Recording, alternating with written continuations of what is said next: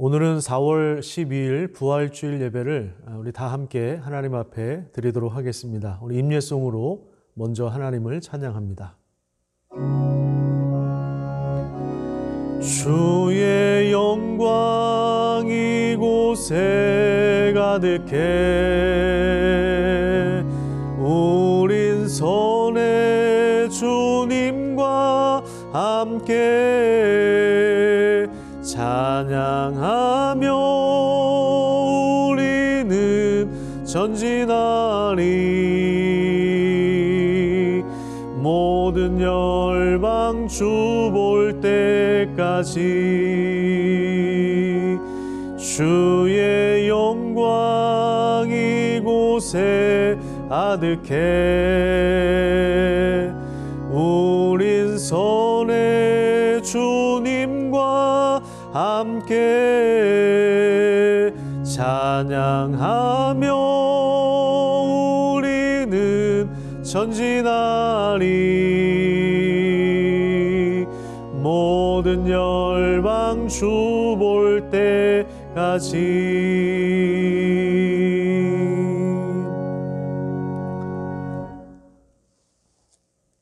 주의 빛과 주의 진리를 보내시어 나를 인도하시고 주의 거룩한 산과 주께서 계시는 곳에 이르게 하소서. 그런즉 내가 하나님의 제단에 나아가 나의 큰 기쁨에 하나님께 이르리이다. 아멘. 오늘 부활주일 예배를 위해서 우리 다 함께 기도하도록 하겠습니다. 하나님의 은혜와 사랑에 감사를 드립니다. 원하시고 우리 가운데 참된 소망을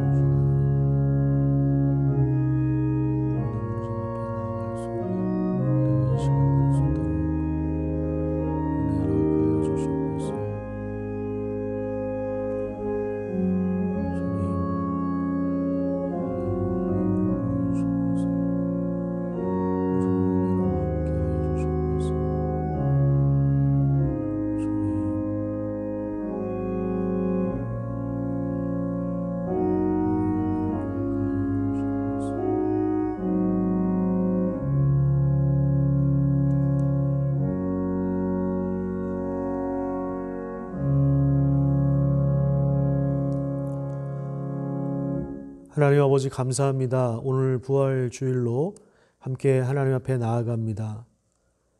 우리의 모든 죄를 지고 십자가에 죽으신 예수님께서 사망에 머물러 계신 것이 아니라 부활하심으로 영원한 승리를 얻으셨고 우리에게도 귀한 생명을 주신 것을 또한 감사하면서 감사한 마음으로 하나님 앞에 나아갈 때에 풍성한 은혜와 능력으로 채워 주시옵소서. 감사드리며 예수님 이름으로 기도드립니다. 아멘. 우리 다 함께 사도신경 하심으로 우리의 신앙을 함께 고백하도록 하겠습니다. 나는 전능하신 아버지 하나님 천지의 창조주를 믿습니다. 나는 그의 유일하신 아들 우리 주 예수 그리스도를 믿습니다. 그는 성령으로 잉태되어 동정녀 마리아에게서 나시고 본디오 빌라도에게 고난을 받아 십자가에 못 박혀 죽으시고 장사된 지 사흘 만에 죽은 자 가운데서 다시 살아나셨으며 하늘에 오르시어 전능하신 아버지 하나님 우편에 앉아 계시다가 거기로부터 살아있는 자와 죽은 자를 심판하러 오십니다. 나는 성령을 믿으며 거룩한 공교회와 성도의 교제와 죄를 용서받는 것과 몸의 부활과 영생을 믿습니다. 아멘. 이 시간에 우리 찬송가 165장 우리 함께 찬양하도록 하겠습니다.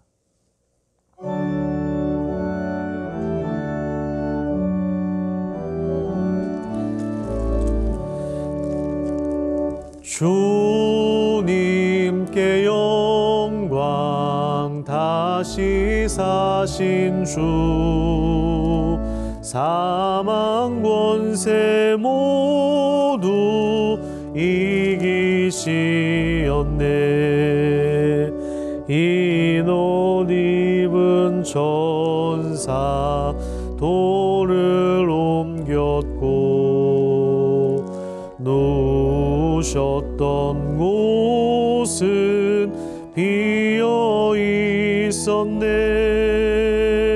주님께 영광, 다시 사신 주, 사망 권세 모두 이기시었네. 부활의 주님 나타나시사,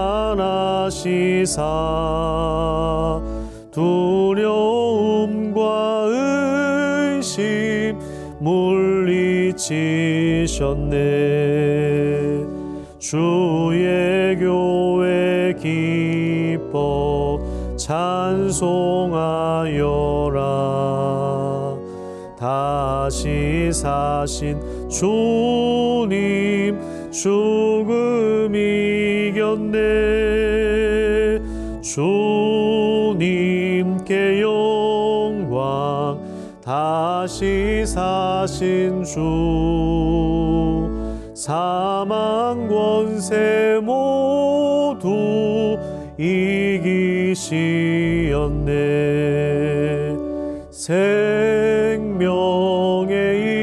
임금, 영광의 주님, 주님 없는 삶은 헛될 뿐이라. 주의 사랑으로 세상 이기고, 요단 건너 본향하게 하소서. 주님께 영광, 다시 사신 주, 사망 권세 모두 이기시었네.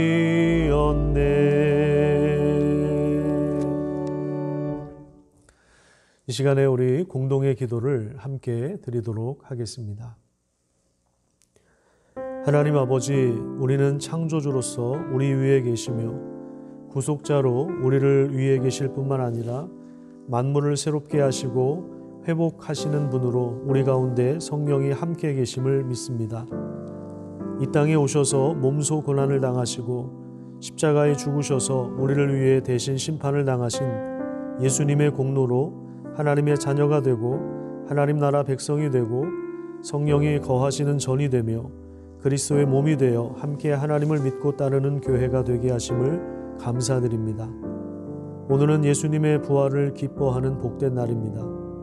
공동체가 함께 모여 축하하지 못하지만 흩어진 자리에서 찬양할 때 영광을 받으시고 이미 시작된 새롭고 영원한 생명을 누리게 하여 주십시오.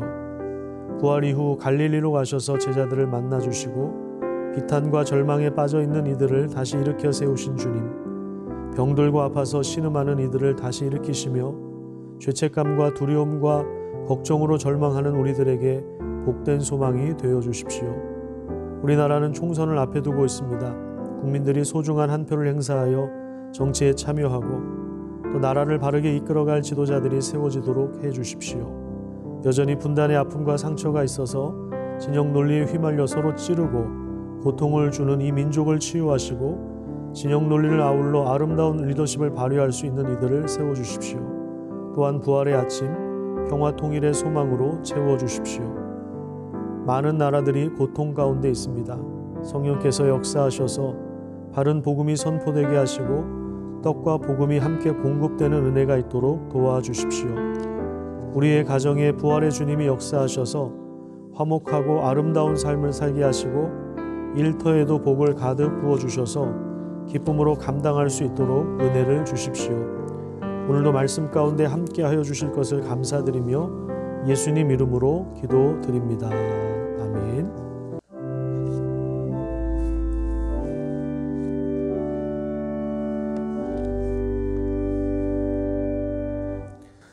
이 시간에 우리 하나님 말씀 같이 읽도록 하겠습니다. 마가복음 16장 1절에서 8절까지 말씀입니다.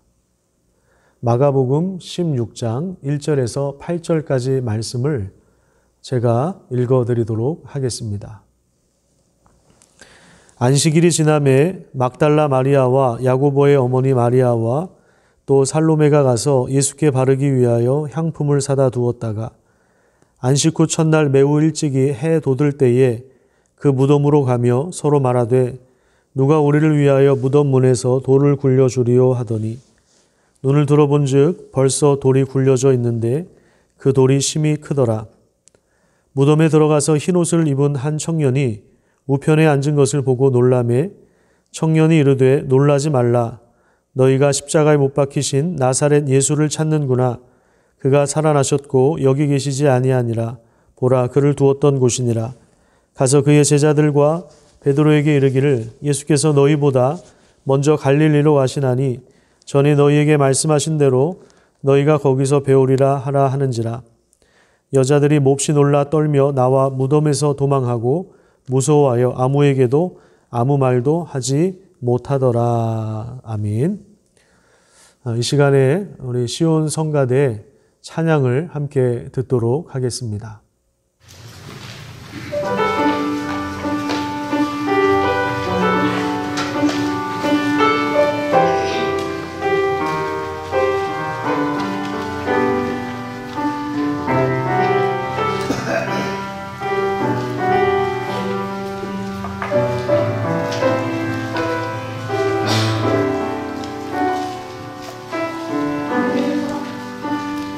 너희 살 수 있는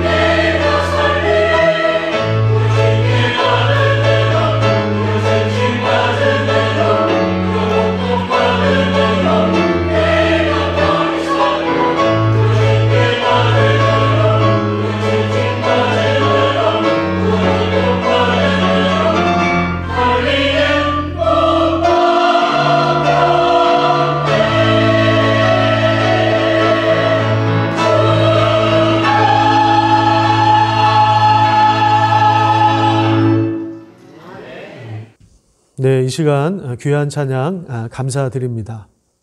오늘도 말씀을 통해서 하나님의 은혜가 우리 부활주일 예배를 드리는 각 가정에 풍성하게 임하기를 축복합니다.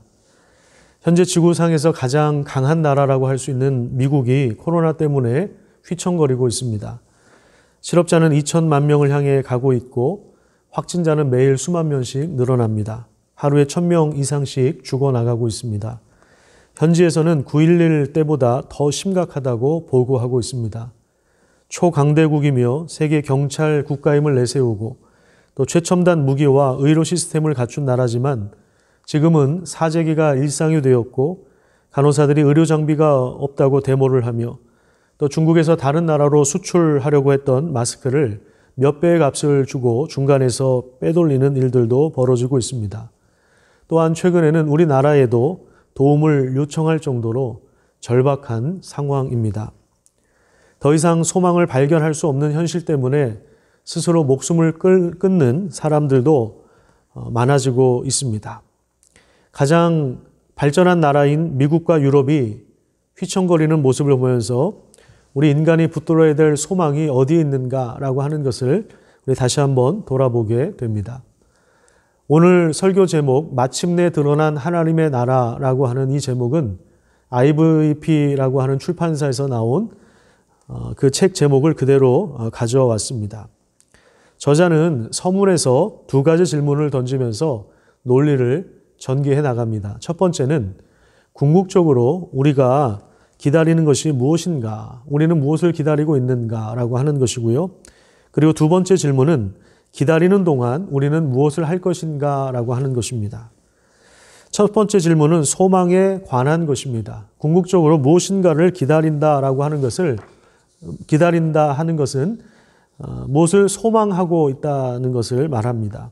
두 번째 질문은 열정에 관한 것입니다. 기다리는 동안 무엇을 할 것인가? 이것은 우리가 사는 이유에 대한 질문인데 이 소망과 열정은 긴밀하게 연결되어 있습니다. 소망이 있으니까 열정을 가지고 살아가는, 소망이 있으면 열정을 가지고 살아갈 수가 있는 것입니다.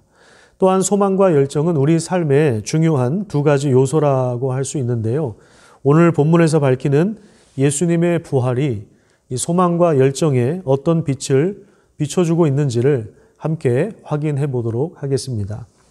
본문은 우리에게 놀라운 소식을 전해주고 있습니다. 처참하게 죽어간 또 실제로 죽임을 당하신 예수님께 향품을 바르기 위해서 이 밤 깊은 시간 무덤으로 찾아갔던 여인들을 통해서 부활의 소식이 전해진 것입니다.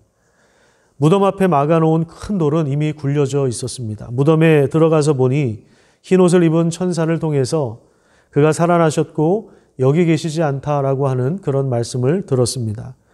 그러면서 빈 무덤을 보여줍니다. 또한 예수님께서 이전에 하셨던 그 말씀, 부활 후에 먼저 갈릴리로 가실 것이며 그곳에서 부활하신 주님을 만날 것이라고 하는 내용을 상기시켜 주었습니다. 본문 7절을 읽겠습니다.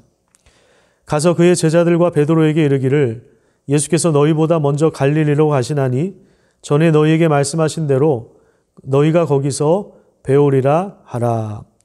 여기서 우리가 주목해야 할 단어는 갈릴리에서 만날 것이다 라고 하는 그런 내용입니다. 야, 정말 대단하지 않니?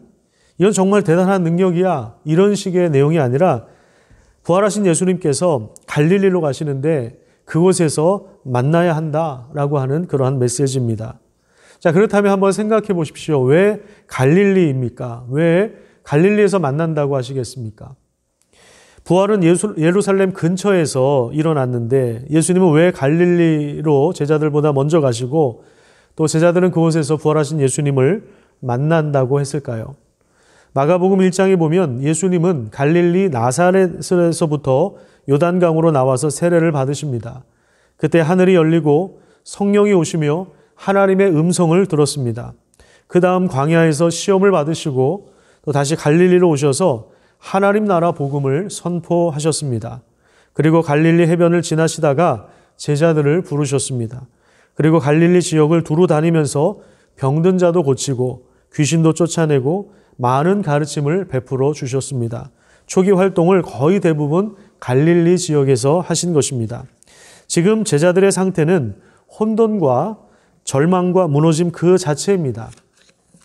이스라엘 왕이 되어서 로마 제국의 체제를 전복시킬 것을 기대했던 예수님은 지금 잡히셨어요. 그리고 공의에 넘겨질 때부터 이 제자들은 혼비백산해서 다 도망갑니다. 자신들이 그동안 간절히 기다려왔던 것이 와르르 무너지고 또 지금 베드로 같은 경우에는 3번이나 예수님을 부인하면서 인간의 한계와 깊은 절망 그리고 죄책감 때문에 괴로워하고 있는 그런 상황입니다. 그들을 향해서 예수님이 먼저 갈릴리로 가시겠다라고 하는 것은 처음 부르심을 받은 그 자리에서 그들을 회복시킬 것을 염두에 둔 것입니다. 예수님의 부활은 무너진 제자들을 다시 일으켜 세우는 강력한 은혜였습니다. 또한 예수님이 하신 모든 말씀이 성취되었고 하나님 나라가 실제로 임했다는 것을 보여주는 것입니다. 부활은 단지 죽었다가 살아나셨다라고 하는 그런 의미만 있는 것이 아닙니다. 부활하신 예수님이 하늘과 땅, 온 세상, 온 우주의 왕으로 등극하셨으며 그리고 그분이 다스리는 나라가 실제로 세워졌다는 것을 의미합니다. 부활과 함께 새로운 시대가 열리고 새로운 창조가 시작되었음을 보여주고 있는 것입니다. 고린도전서 15장 17절에서 19절까지의 말씀을 우리 다 함께 읽도록 하겠습니다. 그리스도께서 다시 살아나신 일이 없으면 너희의 믿음도 헛되고 너희가 여전히 죄 가운데 있을 것이요 또한 그리스도 안에서 잠자는 자도 망하였으리니 만일 그리스도 안에서 우리가 바라는 것이 다만 이 세상의 삶뿐이면 모든 사람 가운데 우리가 더욱 불쌍한 자이리라. 부활이 없으면 여전히 죄 가운데 있을 것이다 이렇게 말씀하고 있습니다. 여전히 죄 가운데 있다라고 하는 것은 옛 세상 이전 시대를 말하는 것입니다. 하지만 부활을 통해서 이제 새로운 시대가 시작되었는데 죄를 정결하게 하는 새로운 세상 그리고 새로운 창조가 시작되었다는 것을 의미합니다. 고린도후서 5장 17절에서도 분명히 선언하고 있습니다. 그런즉 누구든지 그리스도 안에 있으면 새로운 피조물이라 이전 것은 지나갔으니 보라 새 것이 되었도다. 여기 새로운 피조물이 되었다라고 하는데 이 새로운 피조물이라고 하는 것은 새 창조를 말하는 것입니다.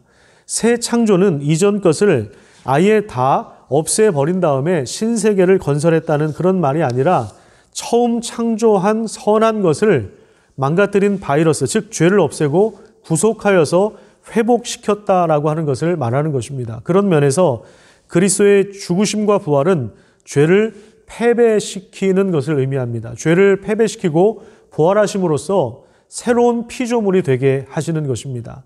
저와 여러분을 이 시간 예배드리는 여러분들을 새로운 피조물이 되게 하신 것이에요. 새로운 창조가 실제로 일어난 것입니다. 고린도전서 15장 22절부터 읽도록 하겠습니다. 같이 한번 읽어보도록 하겠습니다. 시작. 아담 안에서 모든 사람이 죽는 것과 같이 그리스도 안에서 모든 사람이 살아나게 될 것입니다. 그러나 각각 제 차례대로 그렇게 될 것입니다. 첫째는 첫 열매이신 그리스도요. 그 다음은 그리스도께서 재림하실 때에 그리스도께서 혹한 사람들입니다. 그때가 마지막입니다. 그때에 그리스도께서 모든 통치와 모든 권위와 모든 권력을 폐하시고 그 나라를 하나님 아버지께 넘겨드리실 것입니다. 하나님께서 모든 원수를 그리스도의 발 아래 두실 때까지 그리스도께서 다스리셔야 합니다. 맨 마지막으로 멸망받을 원수는 죽음입니다. 예수님은 부활하심으로 왕이 되셨습니다. 왕으로 등극하셔서 모든 만물을 다스리십니다. 24절에 나온 모든 통치와 권위와 권력은 세상의 불의와 부패와 모든 종류의 악을 말하는 것입니다. 이 악이 결국 하나님의 아들도 십자가에 못 박았는데 이 모든 사탄의 체계를 무너뜨리고 밟으셨던 것이죠. 또한 26절에 보면 맨 마지막으로 멸망받을 원수가 죽음이라고 하였습니다. 부활은 죽음을 이기고 승리하셨으며 그리고 새로운 시대와 새로운 창조를 가져오셨음을 보여주는 결정적인 사건임을 보여주고 있는 것입니다. 따라서 신앙은 사적인 영역에만 머무를 수가 없습니다. 단지 내 죄만 용서하신 것이 기독교가 아닙니다. 이 십자가에 죽으시고 부활하셨다라고 하는 것은 전 우주적인 사건입니다. 그냥 나만을 위한 것이 아니라 전 우주적인 사건이라고 하는 것이죠. 우리가 개인 위생과 예방 수칙을 지키고 또 이렇게 전염병이 돌 때에 예배당에 모이지 않고 가정에서 예배를 드리는 이유는 이 세상이 모든 만물이 다 하나님의 것이고 그리고 완전한 형태로 이 망가진 세상을, 망가진 우주를 다시 회복시키실 것을 우리가 함께 소망하고 함께 기대하기 때문입니다. 예수님이 제자들에게 가르쳐 주신 이 주기도문의 핵심은 하늘에서 뜻이 이루어진 것처럼 이 땅에서도 이루어지며 그리고 하나님 나라가 이 땅에서 실제로 이루어지는 것이었습니다.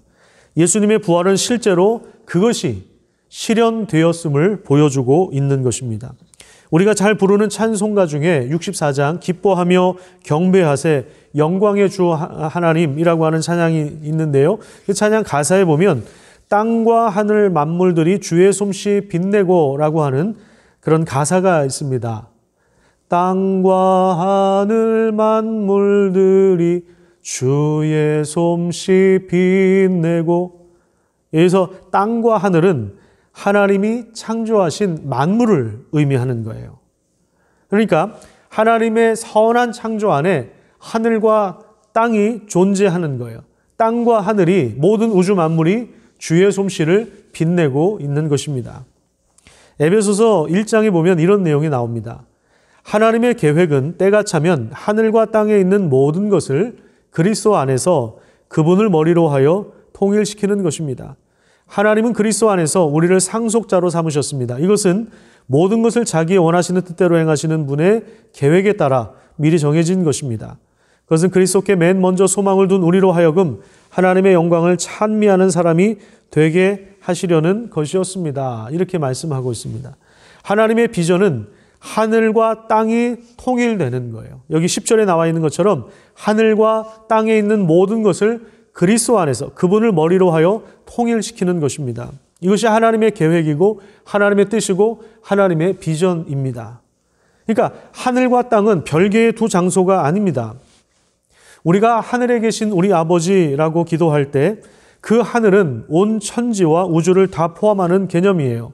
하나님은 온 우주에 충만하신 분이라고 성경은 말씀하고 있습니다. 땅과 분리된 하늘에만 계신 분이 아니에요. 이 땅과 분리된 차원의 하늘이라고 한다면 하나님은 하늘에만 계시다라고 하는 것이 우리 땅에는 그럼 안 계시다 뭐 이런 이야기가 될 수도 있잖아요. 그죠? 하늘은 땅을 통제하며 이끄시고 다스리는 영역입니다. 자, 그런데 이 하늘에서 이루어진 뜻이 예수 그리스도를 통해서 또 예수를 믿고 세례받은 우리 그리스도인들을 통해서 성령이 거하시며 순종하는 제자들을 통해서 이 땅에서 실제로 이루어지고 있는 것입니다. 하나님의 비전이 완전히 성취되었다라고 하는 것을 보여주는 성경이 있는데 요한계시록입니다. 21장 1절에 보면 새 하늘과 새 땅을 보았다고 이야기하는데요. 처음 하늘과 처음 땅이 없어졌다라고 말씀하고 있습니다. 여기 없어졌다라고 하는 것은 완전히 지구가 멸망을 당했다, 그래서 없어졌다 이런 얘기가 아닙니다. 죄로 얼룩지고 망가졌던 처음 상태, 이전의 상태, 처음 하늘과 처음 땅이 새 하늘과 새 땅으로 바뀐다라고 하는 것이에요. 이 말씀은, 이 놀라운 말씀은 예수님이 전한 하나님 나라가 이 땅에 임했고 그리고 장차 완성될 것이 확실하다라고 하는 것을 의미합니다. 이런 기대가 우리 그리스도인들이 가진 소망이 되어야 합니다. 이 소망이 분명하다면 우리는 이 소망에 근거하여서 열정적인 삶을 살 수가 있습니다. 이 열정은 우리의 매일의 삶을 통해서 펼쳐지게 될 것입니다. 고린도전서 15장 58절에 보면 부활에 대한 아주 긴 진술 뒤에 핵심적인 결론을 제시하고 있습니다. 고린도전서 15장 전체가 부활에 대한 이야기를 하고 있습니다. 여러분들이 집에서 오늘 고린도전서 15장을 쭉 한번 좀 읽어보시기를 바랍니다. 그리고 나서 이제 맨 마지막에 나오는 58절을 우리 같이 한번 좀 읽도록 하겠습니다. 결론을 제시하고 있어요. 자, 시작. 그러므로 내 사랑하는 형제들아, 견실하며 흔들리지 말고 항상 주의 일에 더욱 힘쓰는 자들이 되라. 이는 너희 수고가 주 안에서 헛되지 않은 줄 알미라. 아멘. 기억하십시오. 우리가 주님 안에서 살아간다면, 하나님이 완성하실 그 나라에 대한 소망이 분명하다면 우리가 지금 하고 있는 모든 수고는 절대로 헛되지 않습니다. 지난주 수요일에 장미자 집사님이 간이식 수술 이후에 대략 한 10개월 만에 삼성의료원에서 나와 군포에 있는 재활병원에 입원하셨습니다. 정말 그 10개월이라고 하는 그 기간 동안에 그 지켜보는 사람도 힘들지만 그 당사자는 오죽 얼마나 힘들었겠어요.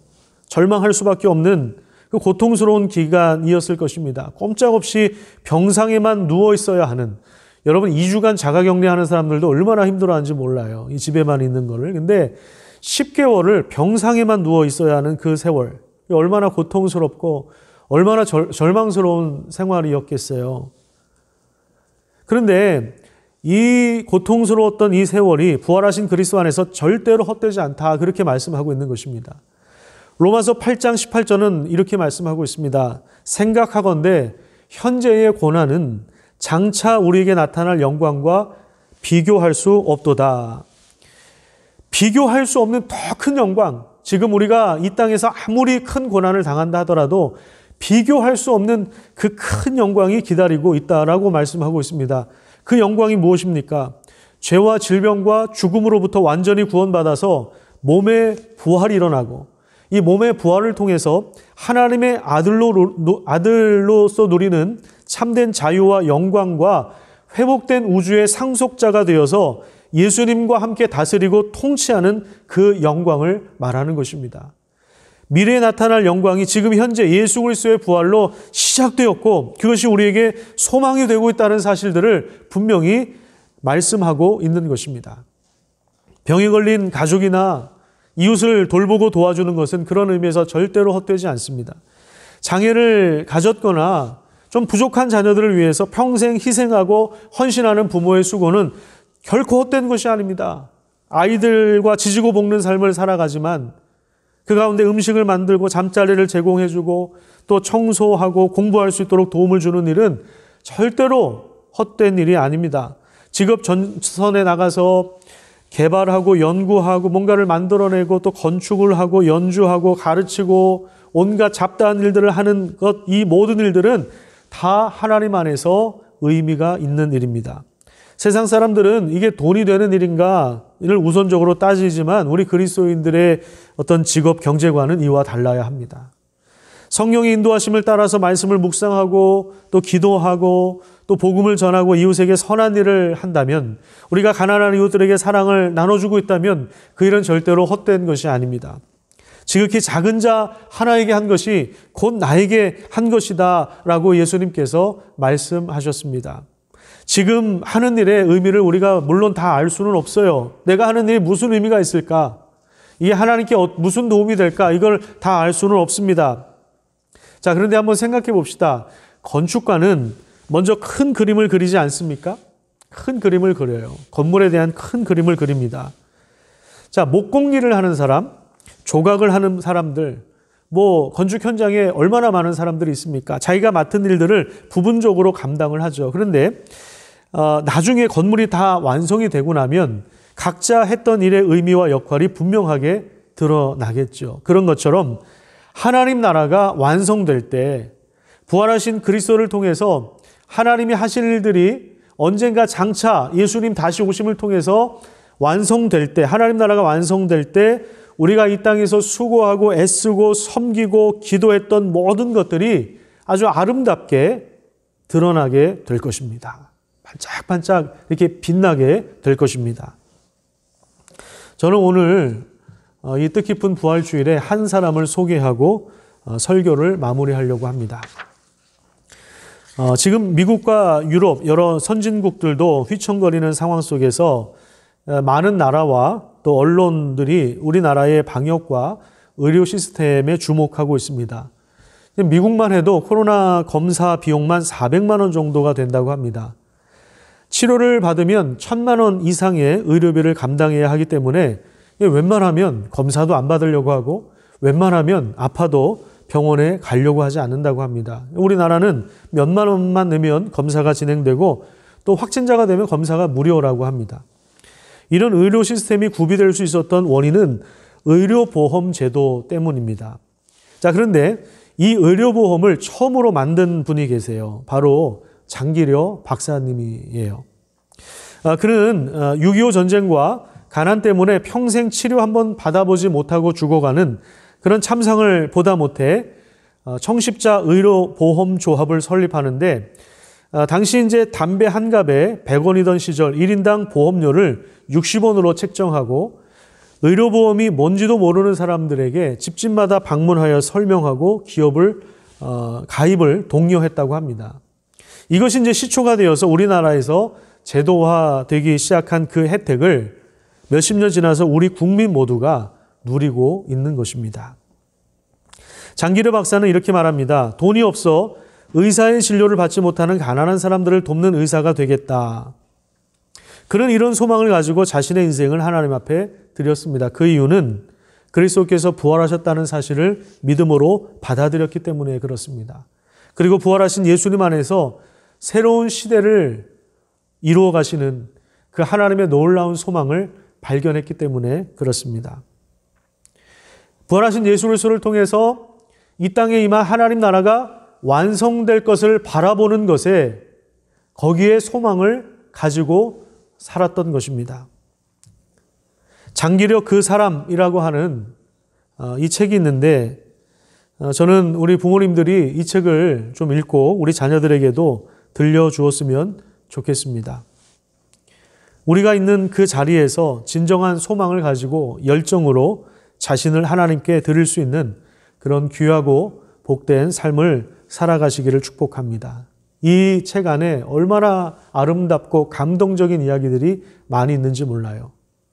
부활하신 예수 그리스도를 믿음으로 받아들이고 우리도 그 안에서 소망을 가지고 하나님이 하실 일들을 우리가 기대하면서 지금 우리가 살고 있는 가정과 삶의 모든 일터에서 온 세상 가운데 아름답고 감동적인 이야기가 풍성하게 전해지는 그런 귀한 은혜가 있기를 간절히 축복합니다. 여러분 한 주간도 부활하신 주님과 함께 소망과 열정이 있는 그런 삶을 살아가시기를 축복합니다.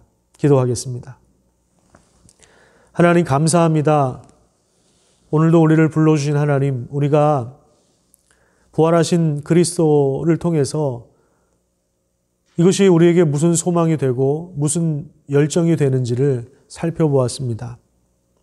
부활하신 그리스도와 함께 이미 새로운 시대가 열리고 새로운 창조가 시작되어서 주님께서 다시 오시는 그날에 이미 임한 하나님 나라가 완성될 것을 우리가 기대할 수 있도록 인도하여 주셔서 우리가 견고하게 서며 흔들리지 말고 주 안에서 우리에게 맡겨진 수고를 충실하게 감당함으로 말미암아 지금 우리가 살고 있는 곳에 여러 가지 다양한 종류의 어려움과 고통이 있지만 장차 나타날 영광과 좋게 비교할 수 없을 정도로 우리의 고난이 작은 것임을 알게 하여 주시고 그 장차 나타날 그 엄청난 영광을 기대하는 마음으로 우리에게 주어진 삶을 성실하게 살아갈 수 있도록 하나님께서 은혜로 함께하여 주시옵소서.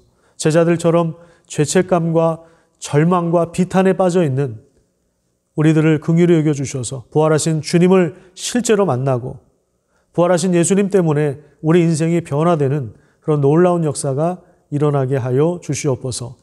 감사드리며 예수님의 이름으로 기도드립니다. 아멘. 장기려 박사는 영원한 나라를 바라보며 살았던 바보 의사였다. 그는 천국의 소망을 두고 하늘나라의 모든 것을 쌓았다.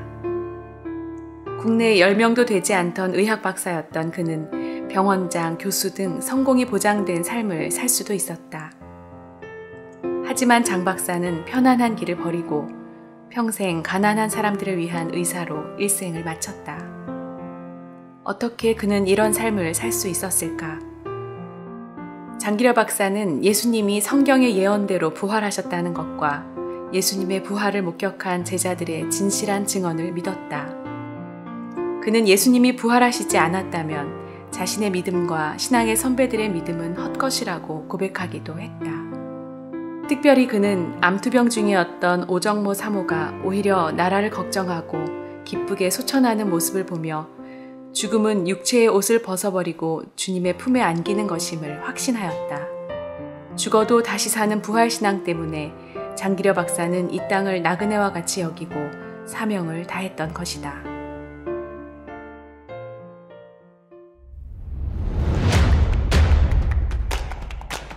(1950년) 민족의 비극 6.25 전쟁이 발발하였고 장기려 박사는 아들 가용이와 함께 부산으로 내려오게 되었다. 아내와 가족들과 생리별을 한 그는 평생 이북에 두고 온 가족들을 그리워하며 기도하였다. 수많은 사람들이 고통 속에 죽어갔고 장기려 박사는 부산의 천막으로 세워진 복음병원을 맡게 되었다. 무료로 병을 치료해 준다니 갈 곳 없는 환자들은 몰려들었지만 상황은 너무도 열악했다. 창고를 병원으로 만들고 나무로 수술대를 만들었다. 촛불을 들고 깜빡거리는 빛 아래서 핏줄을 봉합하는 수술을 하고 나무 켜는 톱으로 다리를 자르는 수술을 해야 했다. 그는 하루에 200명이 넘는 환자들을 돌보느라 점심도 먹지 못했다. 그러면서도 병원비를 못 내는 환자들에게 뒷문을 열어주고 자신의 주머니를 다 털어 수술비를 대주는 참으로 이상한 의사였다. 나는 의사가 된다면 의사를 보지 못하고 죽는 가련한 그들을 위해 일하겠다고 서원하고 기도했습니다. 장기려 박사는 가난한 사람들이 돈이 없어 치료받지 못하는 현실을 항상 가슴 아파했다. 정부가 의료보험을 시작하기 전부터 그는 가난한 환자들을 위해 청십자 의료조합을 만들었다. 담뱃값보다도 적은 보험료로 치료비의 80%까지 보조받는 획기적인 보험제도였다. 청십자 의료보험은 20만 명이 넘는 환자들의 빛이 되어 주었고 우리나라 의료보험의 기초석이 되었다. 그는 평생 병원 옥탑방에 살다가 세상을 떠났다. 그의 재산은 1,000만 원이 들어있는 통장 하나였지만 이마저도 간병인에게 주었다. 그가 남긴 유품은 낡은 옷가지들, 부인과 찍은 사진 하나가 전부였다. 그의 비문은 오직 예수님을 위해 살았던 그의 삶을 잘 담아내고 있다. 그는 모든 것을 가난한 이웃에게 베풀고 자기를 위해서 아무것도 남겨놓지 않은 선량한 부산 시민, 의사 크리스천. 나의 세계는 나의 사랑하는 곳에 있다. 그것은 나의 영원한 왕국이다. 아무도 빼앗지 못한다. 인생의 승리는 사랑하는 자에게 있다. 사랑받지 못한다고 슬퍼하지 말자. 우리는 자진해서 사랑하자. 그러면 사랑을 받는 자보다 더 나은 환희로 충만하게 될 것이다.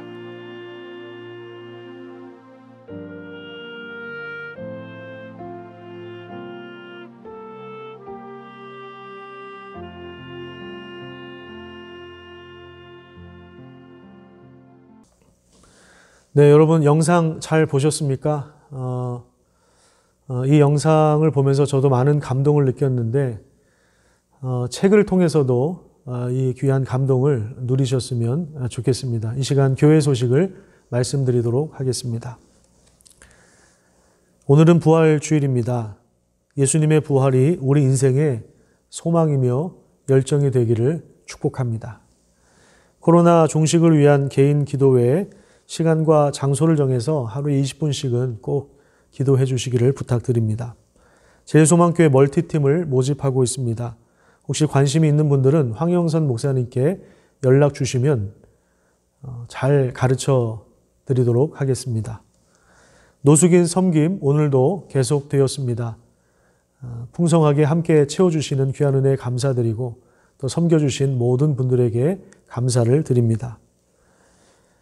우리 구역 식구들을 함께 보살피고 서로를 위해서 기도해 주십시오. 긴급한 기도 제목이나 또 신방해야 할 긴급한 사항이 있으면 언제든지 교구 담당 목사님들께 연락을 주시기를 바랍니다. 도서관 대출이 가능합니다. 좋은 책들이 많이 있으니까 우리 아이들과 또 어른들이 읽을 책들을 와서 마음껏 빌려 가시기를 바랍니다. 환우들을 위해서 기도해 주시기 바랍니다. 우리 장미자 집사님, 또 최종훈 장로님, 김맹순 집사님, 서삼용 집사님 위해서 함께 기도해 주십시오. 우리 주변에 또 아픈 분들이 많이 계실 텐데 위해서 기도해 주시기 바랍니다. 온라인 헌금 계좌를 다시 한번 알려드립니다. 혹시 온라인 헌금이 어려운 분들은 사무실에 헌금함이 준비되어 있으니까 언제든지 오셔서 사무실에서 헌금하셨으면 좋겠습니다. 5월, 6월 매일 성경을 우리가 먼저 구입해 놨습니다. 필요하신 분들은 사무실에 오셔서 구입하시기를 바랍니다. 그리고 내일부터, 월요일부터는 에스겔서 33장부터 묵상이 시작됩니다. 오늘 오후 3시에는 정기당회가 있습니다. 함께 위해서 기도해 주시기를 부탁드립니다. 감사합니다. 이 시간에 우리 찬송가 160장 우리 함께 부르도록 하겠습니다.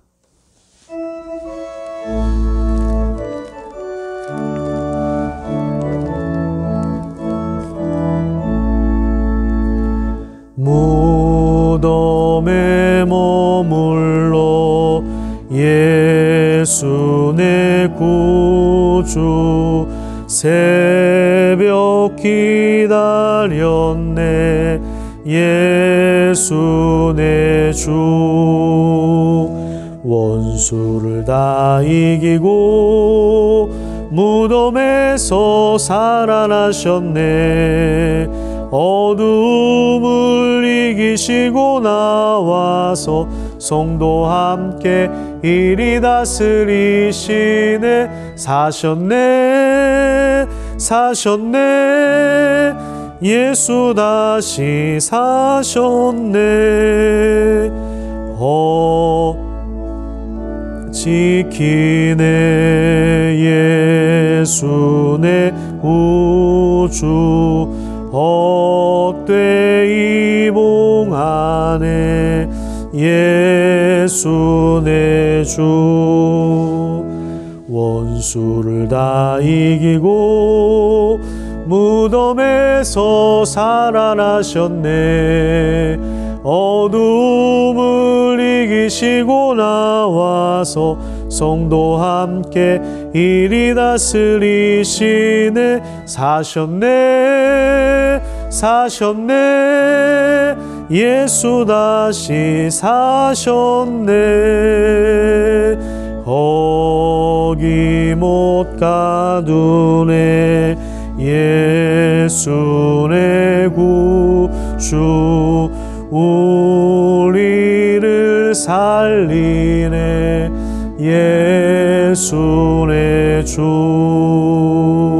원수를 다 이기고 무덤에서 살아나셨네 어둠을 이기시고 나와서 성도 함께 이리 다스리시네 사셨네 사셨네 예수 다시 사셨네